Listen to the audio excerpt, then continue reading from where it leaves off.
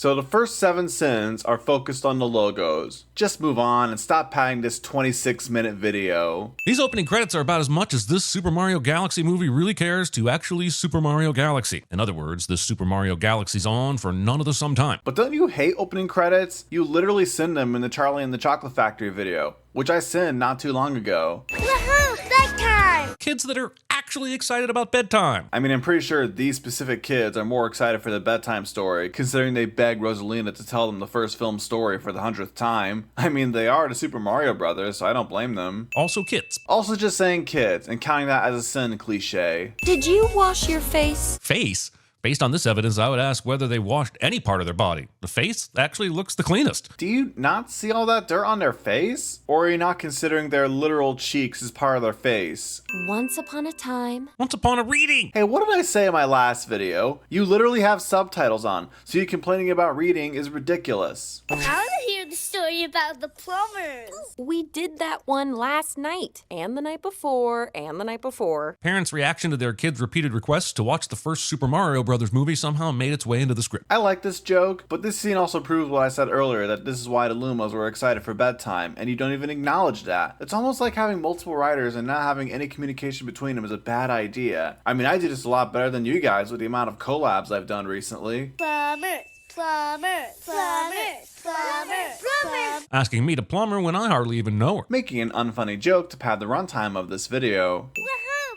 I hooked on the brothers. Ultimately unimportant reference to the Super Mario Super Show is a reference that is ultimately unimportant. I'd be willing to remove a sin for this movie having too many references, if it weren't coming from you. You're the same YouTube channel that makes countless arbitrary references to multiple movies and TV shows. I guarantee there are gonna be some in this video. You just watch. I'll be right back. Never, ever, ever, under any circumstances say, I'll be right back. Because you won't be back. And here you are, proving my literal point in the very next sin. You make a reference to Scream here, so who are you to criticize this movie for arbitrary references?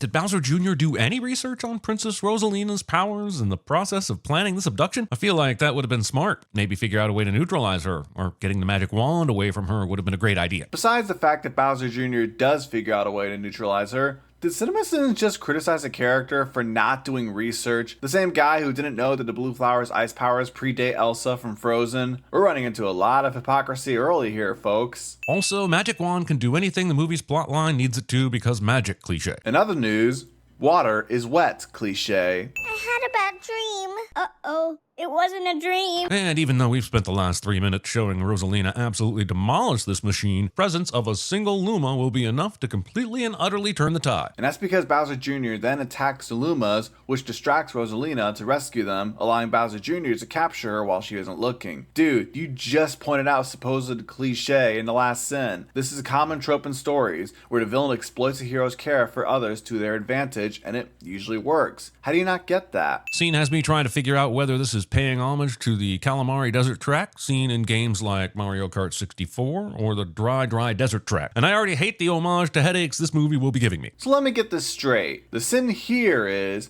I can't figure out what the movie is paying homage to, therefore sin. And even if it is just a joke, it wasn't funny, so I don't see the point of this sin. Mario, are we cool motorcycle guys now? Thinking you're cool motorcycle guys when you didn't even deploy a glider when you jumped. Wait, don't you add sins to this movie for making references to the games? Wouldn't them referencing Mario Kart with the glider be a sin then? You're trying to eat your cake and have it too. Storing fire flowers under your cloak, like you're just hoping to die by immolation. These are power-ups. They literally only exist to give people special powers. Why would they burn them? You realize you're sinning a video game movie, right? There's the problem. No, the problem is that in Super Mario Galaxy, fire flower pop-ups only last 20 seconds, and you're over a full minute now. First of all, pop-ups? They're called power-ups. I mean, even the subtitles got that right. Did you flunk up your line and didn't realize it until it was too late? Second of all, even though this is supposed to be a Mario Galaxy movie, it's still a sequel to the Super Mario Bros. Movie, where we were shown power-ups last until the user gets damaged, which is how they work in the mainline games.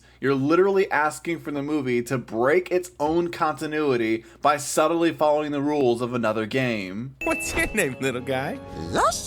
Mario assumed Yoshi could not only understand English, but could also speak speak it. And just because he was right doesn't mean he wasn't still making an ass out of you and, him. Mario didn't assume anything. He was just simply testing if he could understand, and if Yoshi responded in English, then they could continue the conversation. How did you get in a warp pipe? Then, instead of answering this question in any satisfactory way, the movie randomly plays a B.I.G. backbeat for 2 minutes as Yoshi walks around the city, randomly eating things. Excitement? Dude, you're just lying. The movie did answer the question. After he explored New York for a little while, he accidentally destroyed a dinosaur skeleton, and it was chased by cops, causing him to jump back into the sewers and go through the warp pipe. Why are you lying about a movie that most people saw, considering it made $1 billion?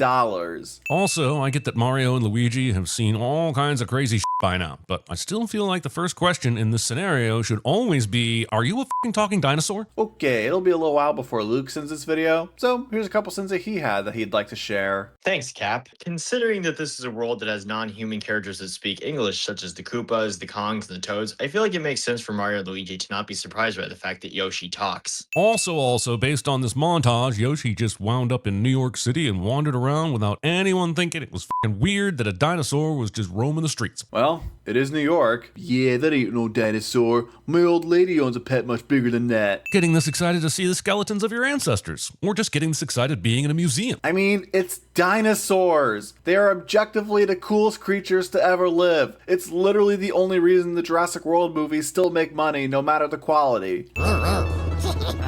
He knows that's my bike, right? Luigi is addicted to sharing. Ah, yes. If a robber breaks into your car, they're just sharing it with you. Where are you taking us? Try and enjoy it, princess. It's the last place you'll ever see alive. So it's just simply the last place she'll ever see, right? Adding alive to the declaration is pointless, and you know how we feel about pointless word additions around these parts. Usually. Oh, it's definitely not usual. Mama, I'm scared. It's gonna be all right. Making empty promises to your star children. What else do you expect her to say? Well, we're gonna die. Hope you didn't have plans, kid. Besides, she plans to figure out a way to get this Luma to leave and go get Peach so she can rescue her. I don't think her promise is empty, considering this Luma turns out okay. No one hurts my kid! Considering how powerful Rosalina is, why would they even take a chance at opening the cage like this? They don't even seem to be taking any precautions. Well, Bowser Jr. is right there. When Rosalina tries to escape, he just uses his super powerful paintbrush to incapacitate her. That's the precaution. Also, how and why does she still have her fucking wand? At the beginning of the film, Rosalina conjures her wand out of thin air, and then when Bowser Jr. captures her, she drops it and it disappears. This means that even if they did take her wand away from her, she can just make another one appear. Why are you not paying attention? This information was made extremely clear. Discount Audrey 2. I don't believe it. Believe it, baby. Arbitrary Little Shop of Horrors reference. Who could resist that face? So many people. Dude, it's Yoshi. He's a fan favorite for a reason. They have no idea where I came from. I've lived my entire life wondering. Skip. But why? She said if anything ever happened to her, to find you and you would help us. But she never wanted to actually seek you out herself and let you know you had a sister because surprise familial relationships are not discovered until the sequels. I'm not sure what a sequel is, but she said something about if you want a good example, see Empire Strikes Back and to avoid Halloween 2. Hey, I thought Halloween 2 was decent. Also, this is Princess Rosalina we're talking about. If you know anything about her, or even did research, you know that her duty is to watch over and protect the cosmos, and she has a ton of Lumas to watch over. She's got more important stuff to do than reuniting with her sister, as sad as that is to say. Also, Peach and Rosalina are not sisters, or related in any way in the video games, so pointless change to the source material is pointless. Oh, so now you care about the source material? If so, you wouldn't have said what you said in the last sentence, so you're being very inconsistent with what you research here. Also, that's not how you pronounce Rosalina. The Luma will now transform into a differently shaped floating star with no instruction on what that means, and Peach and Toad will leap inside it with no questions asked because why the hell not? You don't think the Luma explained what they were gonna do? I played a little bit of Super Mario Galaxy. That's exactly what they do when you first use it. She left this for you. Considering how quickly Peach made it seem like she and Toad needed to leave, it's weird that she not only took the time to write Mario a detailed letter, but also took the time to make sure it was sealed in an envelope. It wasn't that detailed. All it said was that she's leaving and Mario is in charge of the Mushroom Kingdom. And she's the literal princess of the Toads. It'd be a dick move for her to just leave unannounced. The Super Mario Brothers can take care of the kingdom. Bullshit. I've played your games, your puppets. If I don't pick up the controller, you just stand there and eventually fall asleep. Then it's a good thing this isn't a video game, isn't it? Ultimately unimportant reference to the Mario Frog suit is a reference that is ultimately unimportant. Every time I see how much this world is built like an actual video game, the future ghost of Sigourney Weaver takes over my body and shouts, "What is this thing? I mean, it serves no useful purpose for there to be a bunch of choppy, crushy things in the middle of a hallway." Says the movie has an unimportant reference, then plays an unimportant Galaxy Quest clip. Sipping the soup, cleaning the paint. I think the best part about having Jack Black's distinctive voice as Bowser is to create a movie where, for most of the movie, you completely nerf his ability to use Jack Black's distinctive voice. Most of the movie? He reverts back to his normal size about halfway through the film, so there's plenty of time for us to hear Jack Black's distinctive voice. What do you think? And be honest. Love the colors. The criticism I'd give you is it's trash. Destroying the thing you love because someone else refused to love it the same way you do, aka Star Warsing. Must resist going on a Star Wars nerd rant. Leaving your tail slammed in the door so you can wallow in pain instead of immediately opening it up to relieve the trauma. That's the joke. Also, we're going to find out later, and we saw this in the first movie with Donkey Kong and Mario, that when the mini version of the character is stuck, they grow back to regular size. With that being said, why did the door slamming on Bowser's tail not make him bigger again? That's a fair point, but for this part of the sin, you repeated a mistake from your Frozen 2 video, which is that you put struck in the subtitles, but you said stuck, and the former word is what you meant to say in this instance. If Bowser Jr. was always headed to Princess Peach's kingdom next, then how did Yellow Luma get there before he did? Are you telling me Yellow Luma travels faster than a goddamn spaceship? Because I do not believe you if that is what you're telling me. Well, believe it. We earlier saw Luma transform into a launch star so they could allow Peach and Toad to fly through space. The fact that they have to move super fast and continually show up as a launch star in front of them shows how fast they are. It's always been part of the canon that they can move intergalactic distances. Not to mention this Luma had a head start. Even if they aren't in space yet, they are far enough up in the atmosphere where Mario and Luigi should have at the very least an extremely hard time breathing. Dude, you keep referencing the Mario Galaxy games and yet you don't know the humans can breathe in space just fine in those games? Heck, we earlier saw Peach and Toad fly through space without helmets and they're fine. This is just the lore. In the name of the Koopas, I demand that you release my father. Starting your negotiations with a demand. Have you ever seen the 1998 classic The Negotiator with Samuel L. Jackson and some other guy? It's like graduating from negotiation school without paying tuition, man. Bowser Jr.'s paint clearly attended the Venom school of vaguely making things cooler and stronger by covering them even though we aren't sure why. Arbitrary references to both The Negotiator and Venom. It's as if the director said, you know how exciting that scene was in Raiders where Indiana Jones is running from the boulder? What if we recreated that in our own way and made it so much less exciting? And an arbitrary Raiders of the Lost Ark reference. Also, isn't running from an entire castle kind of a huge upgrade than just a boulder? You should probably spit him out. Back to this digestive tract. When Yoshi ate Kamek, he immediately him out in an egg. So how exactly does the Yoshi digestive system work? Can he control it to determine whether it's an egg or not? And if so, how? And why is the movie forcing me to ask questions like this? So this answer is going to be super complicated, alright? Just listen, you're going to need to be an expert in geometry to understand this. Yoshi didn't swallow Bowser. He just simply kept him in his mouth. Guys, this is embarrassing. I'm still a tiny work in progress. Thing I said after my college girlfriend dragged me to our first orgy somehow makes its way into the script. Nobody asked! You expect me to shake the hand of the turtle whose son just attacked me? Well, not with that attitude, he doesn't. Jeremy yells at the screen cliche. Also, blaming the father for the mistakes of the son, and I realize... And I'm gonna stop you right there. Bowser is literally responsible for his son's mistakes. He's the one who raised him into wanting to take over the galaxy and commit genocide. I'm just saying. We gotta find a way off this planet and get to Peach. Hack the planet! Hack the planet! Arbitrary hackers references. How many random clips are you gonna play? Princess, are you okay? Toads who ask the dumbest questions. He's just checking on her like a good friend should. Do you not have caring friends like him? Ukiki is lost. Have you seen Ukiki's friends? Jeremy hates people who talk in the third person. Also, ultimately unimportant reference to Ukiki is a reference that is ultimately unimportant. I mean, at least this reference helps move the plot forward. And why are you cramming so many references in this video, by the way? All of our power-ups and coins are in there! Saying those things as if anyone should know what the you're talking about. Says this as if he's talking to random strangers, even though he's talking to Peach, literally the one person who would know. Undo the power of the blue mushroom, and I shall fight by your side for all of eternity. This works. It literally doesn't. Bowser had to annoy Mario enough for him to get angry at him and hurt him. Hey, my sled, get me now, you tiny pathetic failure of a plumber!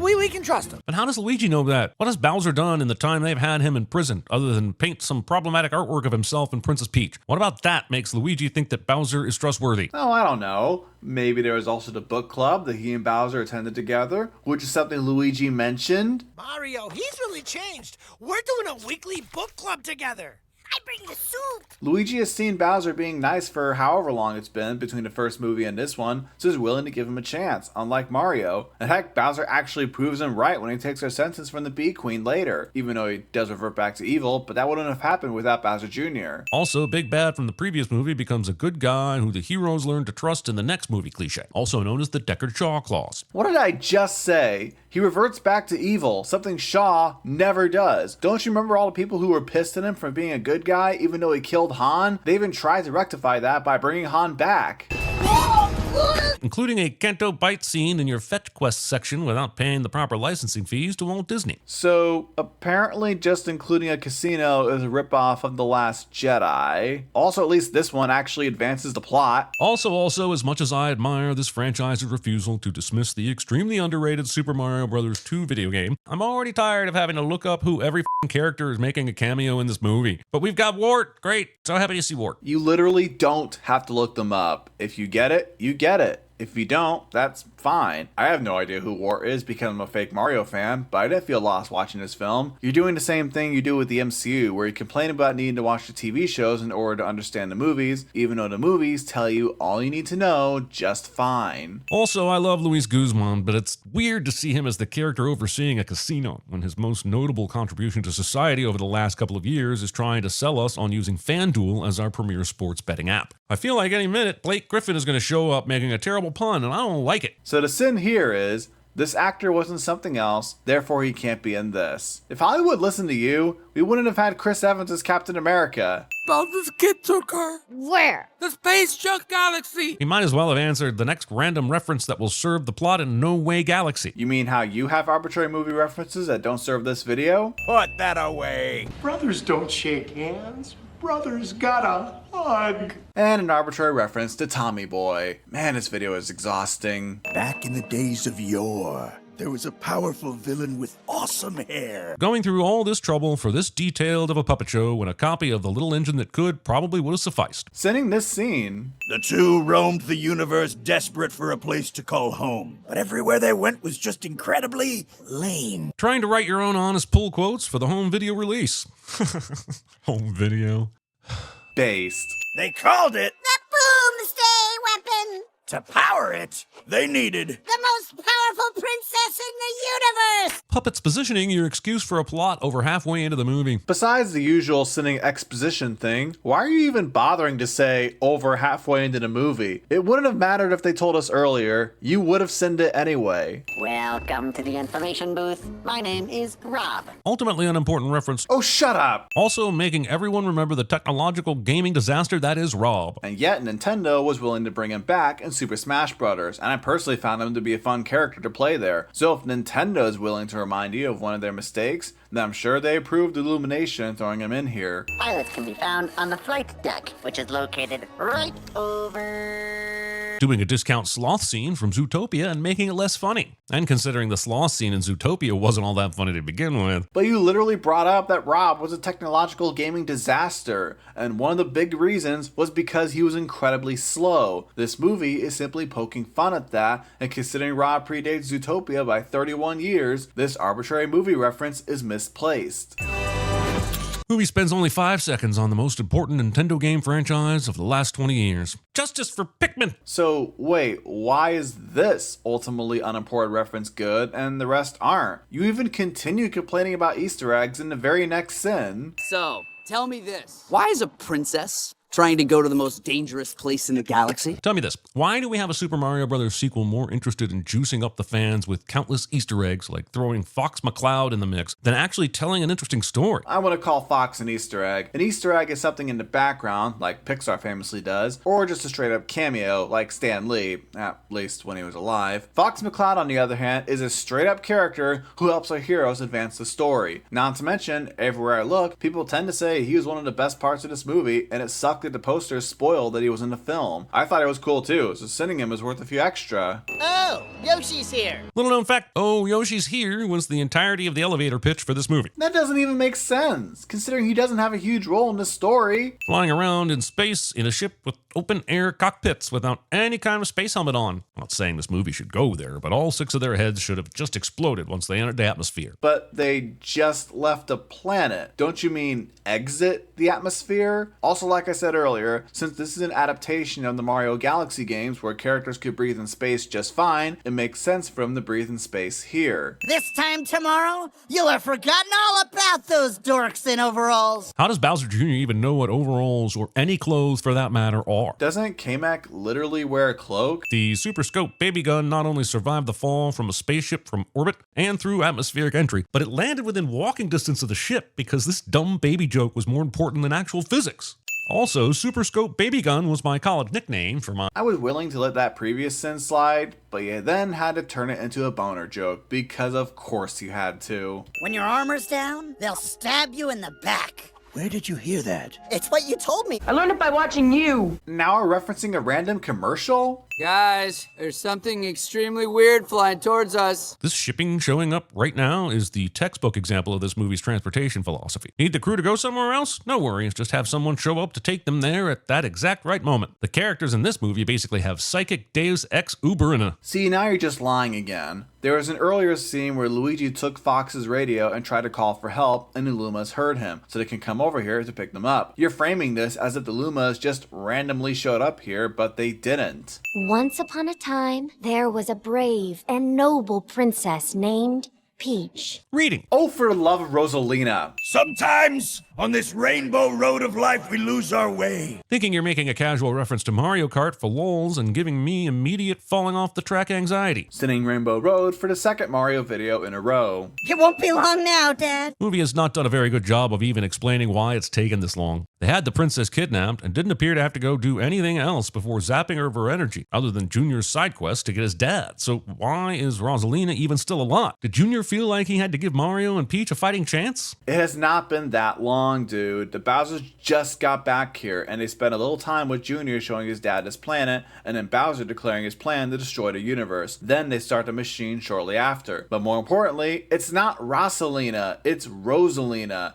You're pissing off the Rosalina fans even more than the movie did when they barely featured her. Not exactly sure why Bowser Jr.'s screen has the 8-bit graphics look. Does the view screen suffer from nostalgia? God, I hate to hear the view screen's opinion on current Star Wars movies. Must resist. Wait, didn't I do this joke already? Do you have a bone to pick with that fan base or something? I mean, I don't blame you, but there's no reason to randomly bring them up. The more I see this, the more cute I find the concept and all, but none of the 2D scrolling translates properly to the 3D platforming. Take the thwumps, for instance. On your screen, you see the faces pointed at you, but in the real world, they face Mario and Peach. And honestly, that's why this movie was so unsuccessful at the box office. Even if that were true, hint, it's not, why are you assuming the movie's quality is what caused it to fail? You literally complained that the first movie made $1 billion despite thinking that it's just average, and as I said in my Lightyear video, box office doesn't equal quality. Bowser survives this. And that's because when the Koopas come into contact with lava or fire, while it burns their flesh, they stay alive as undead skeletons, which turns the Koopas into dry bones and Bowser into dry Bowser. And there are 2 ways in which Bowser surviving the lava was foreshadowed. The first being when he burned one of the Koopas in the first film, and the second being the scene in this movie with the roller coaster dunking the Koopas into lava and them coming out as dry bones. Mario! Not to Monday morning want my quarterback here, but couldn't Mario have shut that so he's on the other side and then axed the controls through the giant holes in the gate that are big enough for him and probably Bowser Jr. to fit through anyway? And that whole thing's bullshit. Got it. No, it's not. Mario is simply distracting the Bowsers so Peach can rescue Rosalina. In order to do that, he needs to close this gate while he's behind. Not to mention, I don't think he or Bowser Jr. could fit through, even if they tried. Yoshi. Where the f did Yoshi's ex Luigi even come from? The second misuse of Deus Ex Machina in this video. Ultimately unimportant reference. Is ultimately unimportant. I know. Let's move on. You know I never learned how to draw! Guys, I no longer know what is happening. Oh, now you don't know what's happening? Discount Anna and Elsa. But Anna doesn't have any powers. What are you talking about? You sinned the Frozen films, didn't you? Rosalina uses her magical make stuff from nothing power to create a hard hat and tools instead of just making the castle. Middle management, am I right? Again, that's not her name, but also, you know that she can conjure stuff out of nothing? Then why did you earlier ask for Bowser Jr. to take her wand? Ultimately unimportant reference to a character I'm not even going to look up because it doesn't matter is ultimately unimportant. Seriously? You don't know who freaking Daisy is? She was even in the 1993 movie with Bob Hoskins and Dennis Hopper, a movie you also sinned. If you know this little about Super Mario, then we should just disregard your opinion on this whole thing. Don't even bother sending the next Mario movie, you hear me?